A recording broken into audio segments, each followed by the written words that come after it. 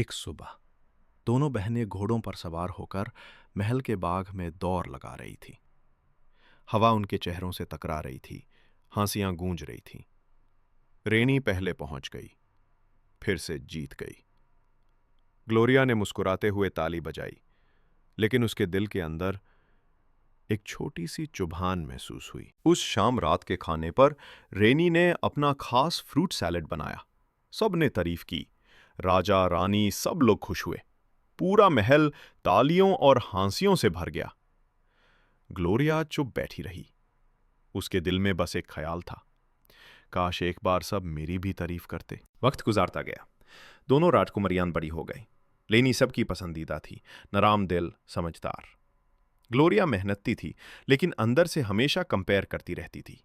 वो हर काम में रेनी से बेहतर बनना चाहती थी। तीरंदाजी, पोलो या कुकिंग, हर चीज में। महल में उस रात एक बड़ा जश्न था। सब चमक रहा था, फूलों की खुशबू हवा में थी। और आज महल में आने वाले थे राजकुमार मर्दोक। जब राजकुमार आए, ग्लोरिया ने उनका खुशामदीद किया। राजकुमार उनसे मुतासिर हो गए। रेनी दूर से देख रही थी, और पहली बार उसके दिल में जलन का दाग और गहरा हो गया। रात को रेनी अपने कमराए के झरोके से चांद को देख रही थी।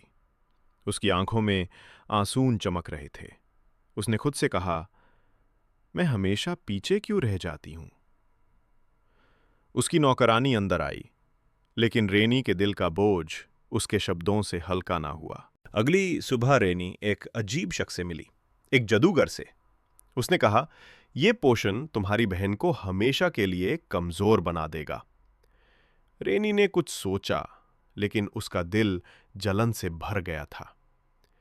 उस रात उसने वो पोशन दूध में मिलाया और ग्लोरिया के लिए ले आई। ग्लोरिया ने प्यार से कहा, शुक्रिया बहन, और बिना सोचे पी लिया। अगली सुबह महल में अफरा तफरी थी।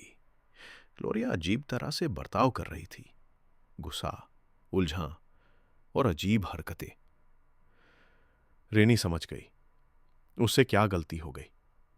उसने अपनी खुदगार्जी से अपनी सबसे प्यारी चीज खो दी थी, अपनी बहन। रेनी दौड़कर उस जादूगर के पास गई। आंखों से आंसू बह रहे थे। उसने चिल्लाकर कहा, प्लीज सब कुछ वापस कर दो।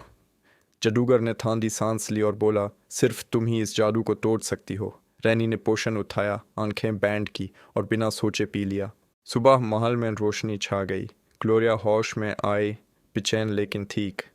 उसने रेनी को ज़मीन पर पड़ा देखा। ग्लोरिया ने उसे गले लगाया। रेनी धीरे से बोली, मैं सिर्फ ये चाहती थी कि मुझे भी तुम जैसा प्यार मिले।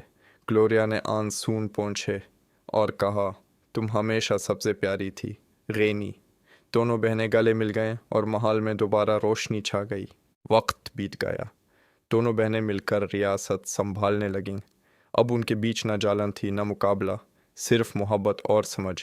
उनकी कहानी लोगों में मशहूर हो गई।